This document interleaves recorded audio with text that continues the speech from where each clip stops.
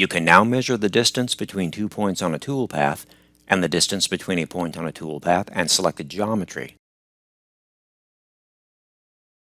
First, we'll measure the distance between 2 points on a toolpath.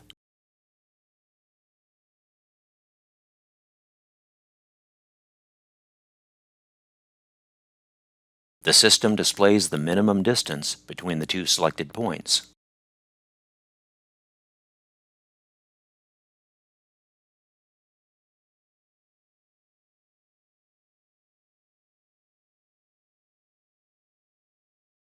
Next, we'll measure the distance between a point on the toolpath and a face on the part.